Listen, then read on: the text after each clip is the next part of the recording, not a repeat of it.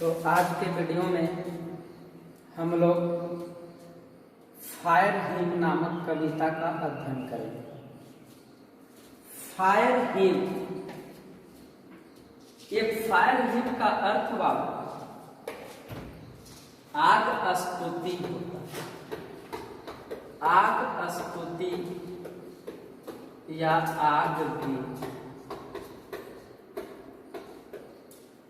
हम लोग इस वीडियो में फायर हिम के बारे में अध्ययन करेंगे और फायर हिम का हिंदी आग स्तुति या आग गीत होता है। तो कोई भी कविता पढ़ने के पहले हम लोग सबसे पहले कवि के बारे में जाने। तो फायर हिम के कवि का नाम के.टी.एन. दारोवाला। के.टी.एन. दारोवाला। तो कहा जाता है कि के.टी.एन. दारोवाला का जन्म 1937 ईस्वी में हुआ, यानी कि 1937 ईस्वी में इनका जन्म हुआ। ये जो है एक इंडियन पोएट है, इंडियन भारतीय कवि, भारत में जन्मे और साथ ही साथ शॉर्ट स्टोरी राइटर, छोटी कहानियों के लेखक। तो बाबू इंडियन पोएट हो गए और शॉर्ट स्टोरी राइटर, पूछता है याद इसको रखें। तो ये इंडियन पोएट और शॉर्ट स्टोरी राइटर 1937 में इनका जन्म हुआ। रिसिपिएंट, रिसिपिएंट का अर्थ होता है प्राप्तकर्ता, प्राप्तकर्ता। डेट मीन्स उन्हें कुछ पुरस्कार मिला था। इनको सबसे पहला पुरस्कार साहित्य अकेडमी अवार्ड मिला। साहित्य अकेडमी अवार्ड याद रखेंगे, सब ऑब्जेक्टिव में पूछता। यह साहित्य अकेडमी अवार्ड 1984 में मिला और दूसरा पद्मश्री मिला। पद्मश्री जो कि चौथा सर्वोच्च सैन्य पुरस्कार है भारत में। देखिएगा, fourth highest civilian award Padmashri.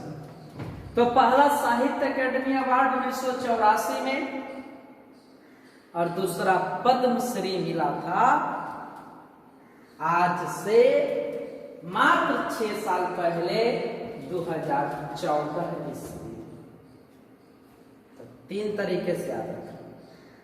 पहला साहित्य अकेडमी अवार्ड 1984, पद्मश्री जो कि चौथा सर्वोच्च सैन्य पुरस्कार है भारत में, और ये इन्हें 2014 में मिला। तो 2 पुरस्कार। इनके कुछ फेमस वर्क्स, प्रसिद्ध कृतियां, प्रसिद्ध रचनाएं कम से कम 3 याद रखेंगे। पहला है अंडर ओनियन, अंडर ओनियन किताब का। दूसरा है एपेरिशन इन अप्रैल, एपेरिशन इन अप्रैल। और तीसरा है क्रॉसिंग ऑफ रिवर्स।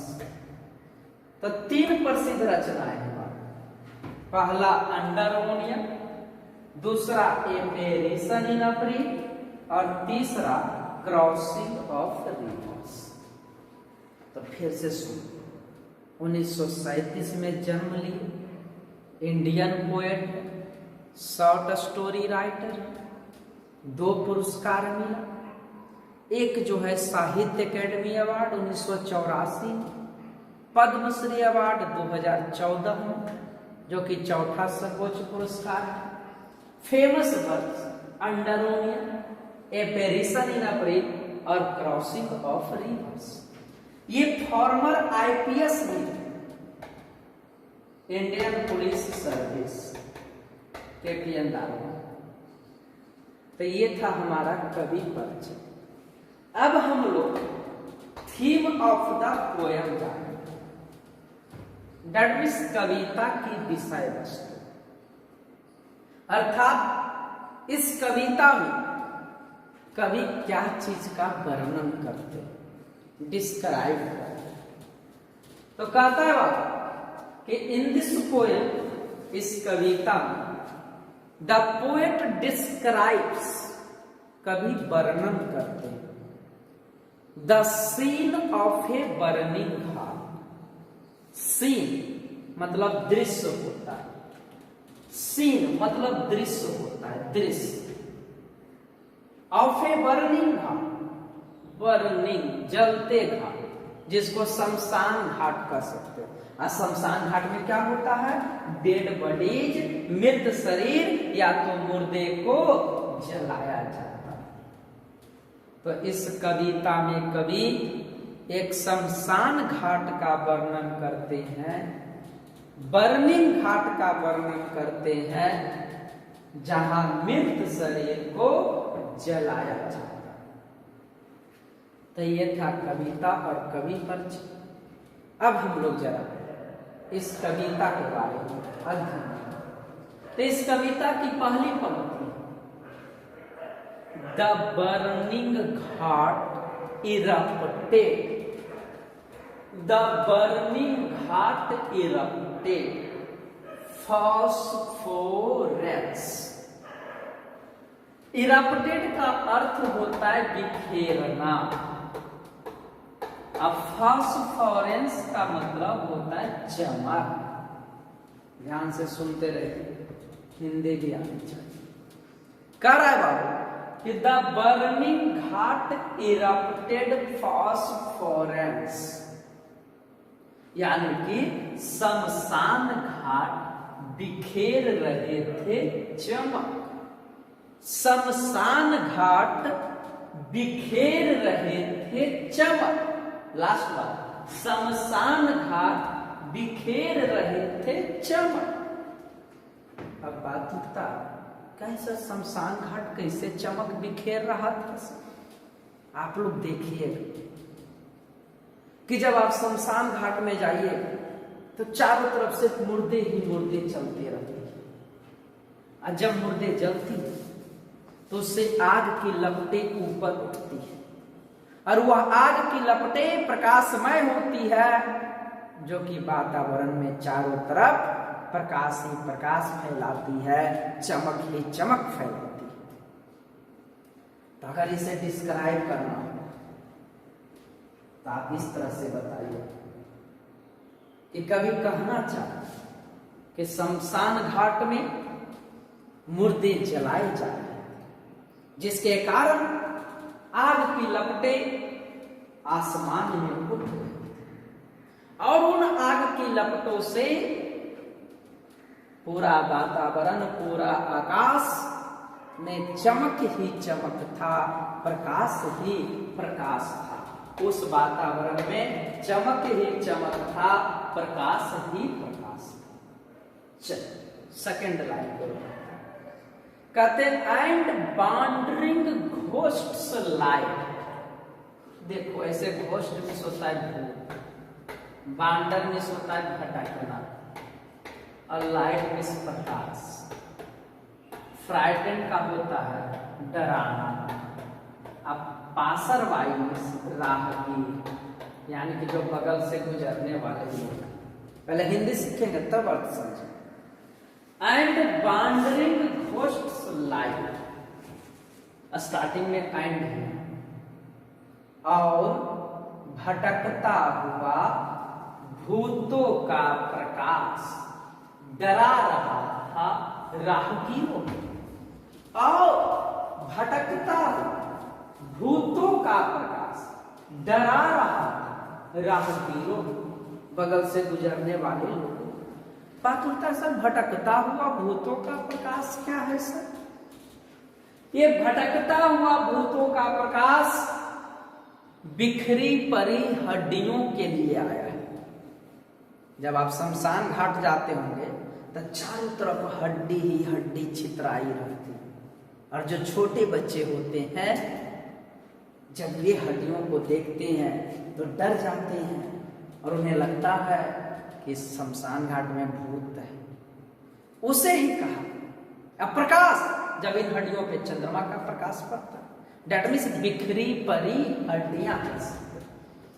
तो और भटकता हुआ भूतों का प्रकाश, डेट मीन्स बिखरी पड़ी हड्डियां डरा रही थी राहगीरों, खास करके एच यानी कि जब मूनलाइट चंद्रमा का प्रकाश अस्कटल प्रवेश करना, यानी कि जब चंद्रमा का प्रकाश प्रवेश करता था हड्डियों के बीच में, तो ये बिखरी पड़ी हड्डियां डरा रही थी राहगीरों को, यानी कि इन चमकती हड्डियों को देखकर बगल से गुजरने वाले राहगीर भयभीत हो जाते थे, डर जाते थे।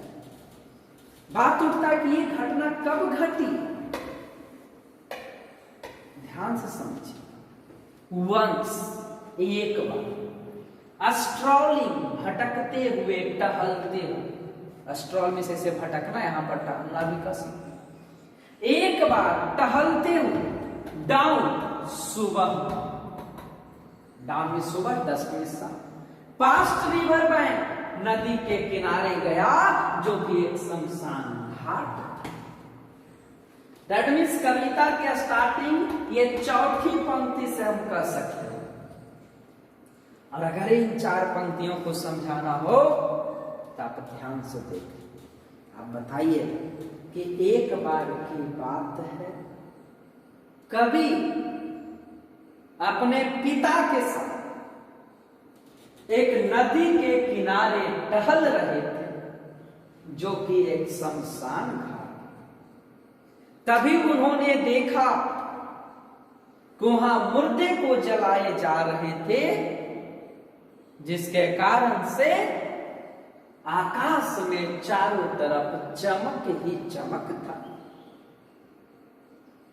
और जो शमशान घाट में बिखरी पड़ी हड्डियां थी, जब उन हड्डियों पे चंद्रमा का प्रकाश पड़ता था तो उन चमकती हड्डियों को देखकर बगल से गुजरने वाले राहगीर जो है भयभीत हो जाते।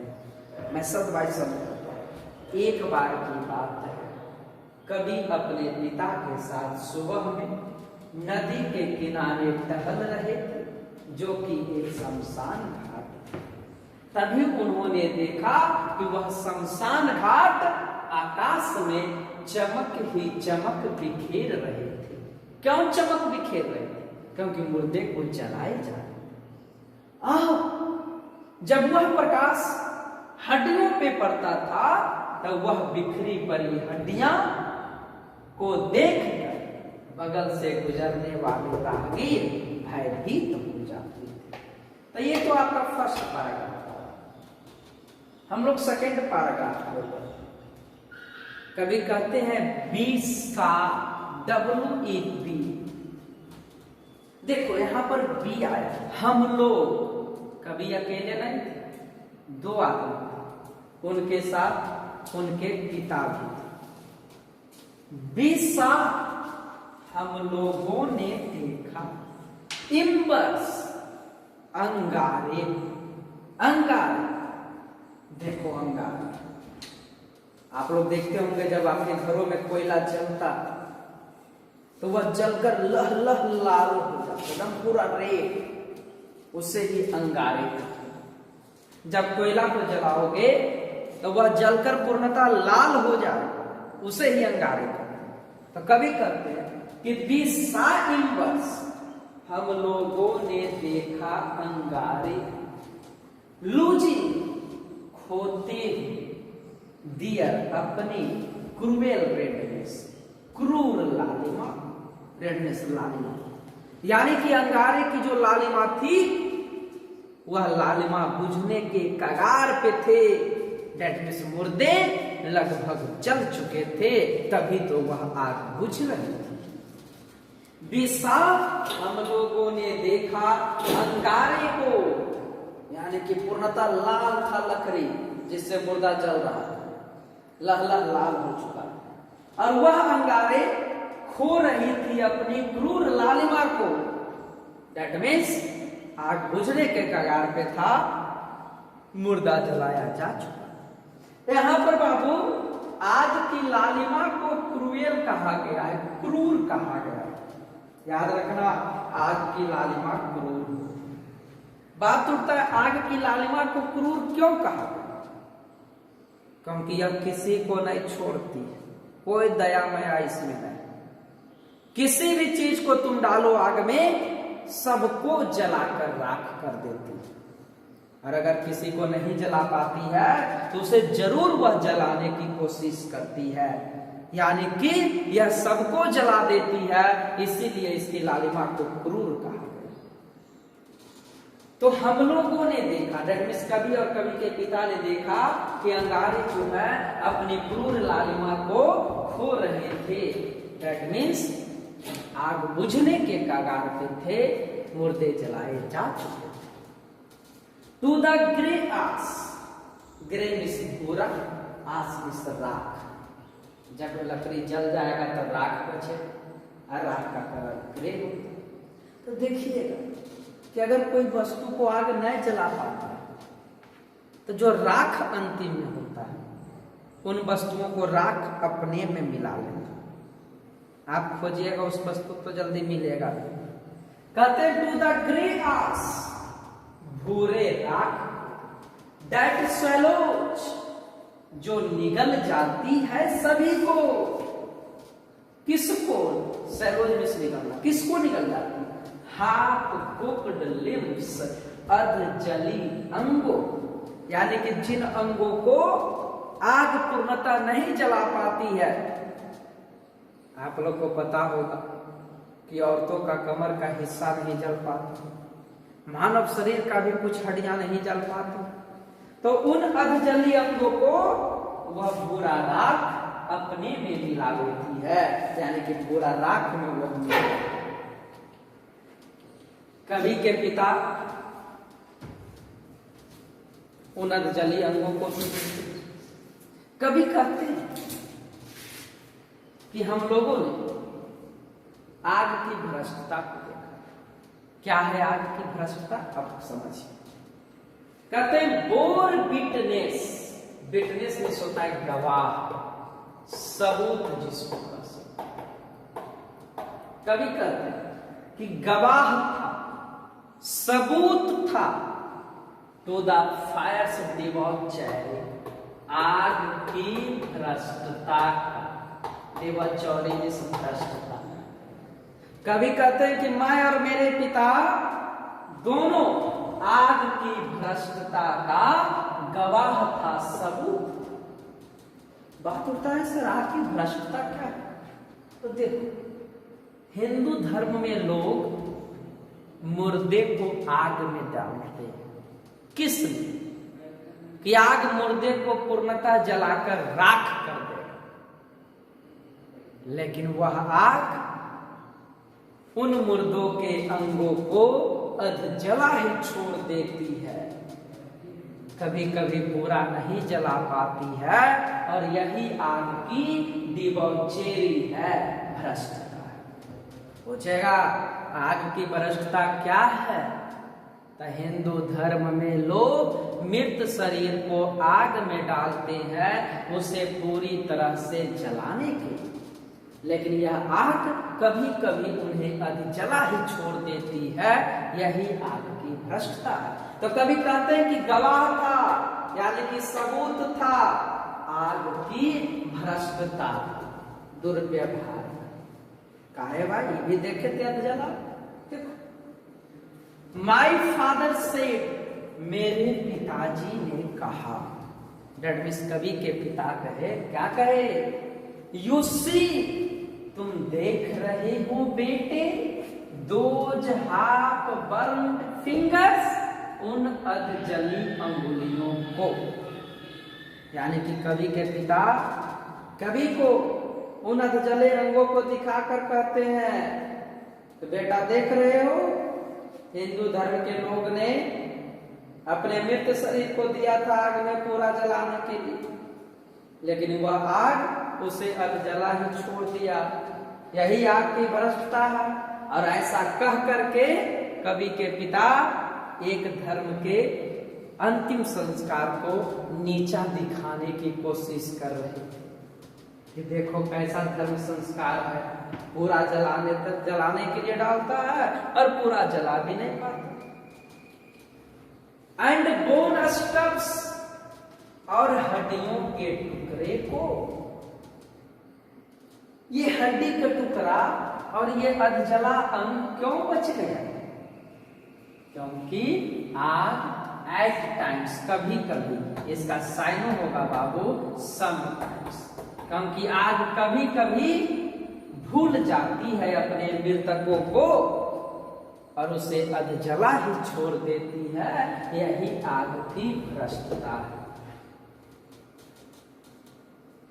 जब कवि ने यह देखा कि आग की शिकायत हो रही, आग भ्रष्ट काम कर रहा, कभी एक जोरास्ट्रियन रिलीजन के थे, पारसी धर्म के, याद रखिए, जोरास्ट्रियन जिसे हिंदी में पारसी कर सकते। अब पारसी धर्म के लोग आग की पूजा करते। जब उन्होंने अपने पवित्र वस्तु की अवहेलना होते देख उन्हें रहा नहीं, उन्होंने कसम खाया कि मैं इस आग को भुलक्कड़पन के पाप से बचाऊंगा। तो कभी कहते हैं एक जोरास्ट्रियन आई, एक पारसी मैन, दैट मींस कभी पारसी धर्म के थे, जोरास्ट्रियन रिलीजन के थे। याद रखेंगे, ऑब्जेक्टिव में पूछेंगे। माय चाइल्ड फिंगर्स, मेरे बचपन की अंगुलियां क्लिंच्ड, क्लिंच मींस ऐठ जाना, क्लिंच्ड का अर्थ होता है बाबू ऐठ जाना, यानी कि मोच आ जाना। जैसे ये अंगुली है तो इसमें टेढ़ा हो गया, उसे ही कहते हैं क्लिंच्ड। तो जब शपथ खाता है तो चारों अंगुलियों को सीधा किया जाता है। तो जब टेढ़ी अंगुली को सीधा करने की कोशिश कर रहे थे तो यहाँ दर्द का एहसास हो। कभी कहते हैं कि माय चाइल्ड फिंगर्स क्लिंच्ड, मेरे बचपन की अंगुलियां ऐठ गई थी, इसलिए, यानी कि जब बच्चा थे तभी इनकी अंगुली में मोच आ गया, ऐठ गया। तो जब शपथ लेने लगे तो यहाँ दर्द का एहसास हुआ सीधा करने। कहते into a little knot of pain, into a little knot, little मतलब छोटा और नॉट मतलब गांठ, जो मोच आएगा, छोटे से गांठ में दर्द का एहसास हुआ। कब? जब ये शपथ ले रहे थे तब। क्या चीज का शपथ लिए? सो देखो, आई सोर सिवियर का वीटू, मैंने कसम खाया, मैंने शपथ लिया बचाने का, किसको? आग को, फ्रॉम से द सीन ऑफ फॉरगेटफुलनेस, भुलक्कड़पन के पाप से। तो किसके भुलक्कड़पन के पाप से? आग के भुलक्कड़पन के पाप से बचाने का कभी कसम खाते हैं। तो आग का भुलक्कड़पन क्या है? आग अपने मृतकों को कभी कभी भूल जाती है, उसे अध जला ही छोड़ देती है। लास्ट पैराग्राफ चलते हैं। कभी कहते हैं कि इट नेवर फॉरगॉट, यह कभी नहीं भूला हूं, फॉरगेट का बेटू, यह कभी नहीं भूला हूं।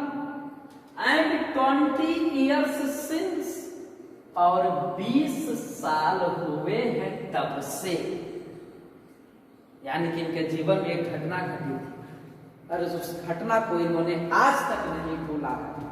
और उस घटना के घटित हुए 20 years, 20 साल हो चुके। बात उठती क्या घटना घटी थी? तो इनका एक प्रथम बच्चा जन्म लिया और उसकी असमय मृत्यु हो गई थी। और जब असमय मृत्यु हो गई तो पारसी धर्म के लोग अपने मृत शरीर को टावर ऑफ साइलेंस, शांति स्तंभ, जहां पारसी धर्म के लोग मुर्दे को ले जाते हैं, तो वह टावर ऑफ साइलेंस इनके घर से बहुत दूर था, 1000 मील दूर था। कभी वहां तक पैदल नहीं जा सकते, इसलिए लाचार अवस्था में इन्होंने अपने बेटे का दाह संस्कार आग के हवाले कर दिया, अपने बेटे को आग में समर्पित कर दिया। और इस तरह से उन्होंने पारसी धर्म का उल्लंघन किया था, क्योंकि पारसी धर्म के लोग अपने मृतकों को आग में नहीं डालते, वो टावर ऑफ साइलेंस होता। तो उन्होंने अपने धर्म का उल्लंघन किया था। तो फिर उन्होंने इस पाप से बचाने के लिए फिर से कसम खाते, देखा कहते हैं इट नेवर फॉरगॉट, या कभी नहीं भूला हूं, और 20 साल हुए हैं तब से। कब से? एज जब आई मैं कंसाइन समर्पित करना, समर्पित करना दैट मीन्स डाल देना, समर्पित किया था। माई फर्स्ट बॉर्न, अपने प्रथम जन्मे बेटे को, याद रखिएगा बेटा, जब मैंने समर्पित किया था अपने प्रथम जन्मे बेटे को टू द फ्लेम्स, कौची में, आग, यानी कि इनका एक पुत्र हुआ था जिसकी असमय मृत्यु हो गई थी, और उस बच्चे को इन्होंने आग में कर दिया था, डाल दिया था, जबकि इन्हें टावर ऑफ साइलेंस ले जाना चाहिए। लेकिन टावर ऑफ साइलेंस क्यों नहीं ले? क्योंकि द नियरेस्ट, देखो ईएसटी लगता है सुपरलेटिव एडजेक्टिव, और सुपरलेटिव के पहले द का प्रयोग होता, क्योंकि जो सबसे नजदीकी टावर ऑफ साइलेंस था, टावर ऑफ साइलेंस कहने का मतलब शांति स्तंभ, ये टावर ऑफ साइलेंस कहने का मतलब शांति स्तंभ। जो सबसे नजदीकी शांति स्तंभ था 1000 मील दूर था इनके घर से, जो कि बहुत दूर था। इन्होंने अपने प्रथम जन्मे बच्चे को अपने धर्म की अवहेलना करते हुए लाचारी में आग के हवाले कर दिया, जबकि इनका धर्म कहता था उस बच्चे को टावर ऑफ साइलेंस ले जाना है, लेकिन टावर ऑफ साइलेंस 1000 मील दूर था, इसलिए वहां तक वे नहीं जा सकते। लेकिन इन्होंने आग के भुलक्कड़पन के पाप से बचाने का कसम खाया था, आग की सहायता की, और इन्होंने जानबूझकर पाप नहीं की, क्योंकि ये लाचार थे वहां जाने, इसलिए टावर ऑफ साइलेंस नहीं जा पा। तो जब ये आग में अपने बच्चे को डाल रहे थे, तो मानो कि आग की स्तुति, यानी कि जो आग की लपटें ऊपर उठती है, उन लपटों से एक आवाज आ रही है, और उसे ही आग स्तुति कहा गया। तदा फायर ही, आग स्तुति कही मुझसे, मानो कि इन्हें सुनाई दे रहा, अग्निदेव इनसे कुछ कह रहे हैं। क्या कहते हैं? यू स्टैंड फॉरगिवन, तुम्हें माफ किया जाता। क्या चीज, किस लिए माफ किया जाता? क्योंकि इन्होंने अपने धर्म का उल्लंघन किया था, अपने बेटे के मृत शरीर को आग के हवाले कर, इन्हें टावर ऑफ साइलेंस ले जाना चाहिए। लेकिन तो पर भी इन्हें आग स्तुति में माफ कर दिया। कभी कहते हैं कि ब्रोकन था, ब्रोकन टूटा हुआ, ब्रोकन दैट मीन्स टूटा हुआ। क्यों टूटे हुए थे कभी? क्योंकि इनके प्रथम जन्मे बेटे की असमय मृत्यु हो गई, असमय मृत्यु हुई, इसीलिए कभी टूटे हुए। 8 रेबिलियस, फिर भी धर्म विद्रोही बने, धर्म विद्रोह, इन्होंने अपने धर्म का विद्रोह किया कि टावर ऑफ साइलेंस न ले जाकर अपने बेटे को आग के हवाले कर। क्यों धर्म विद्रोही बने? 2 का, ये धर्मों के भेदभाव को समाप्त करना चाहते थे, और दूसरा का टावर ऑफ साइलेंस को दूर। कहते हैं फिर भी धर्म विद्रोही बना, लेकिन मैंने कसम खाया दिस टाइम, इस बार क्या चाहिए, तो से भी बचाऊंगा इसे, आग को बचाएंगे from the scene of forgiving, माफी के पाप से। यानी कि आज के बाद ऐसा कोई काम नहीं करेंगे जिससे हमारे धर्म की अवहेलना होगी, उल्लंघन होगा, आग की अवहेलना होगी, और इसे हमेशा माफी के पाप से बचाएंगे। तो यह थी आपकी कविता। थोड़ा सा इसमें टफ शब्द आया है, आप लोग बार बार अध्ययन करेंगे, याद रखेंगे। अगले वीडियो में इसका ऑब्जेक्टिव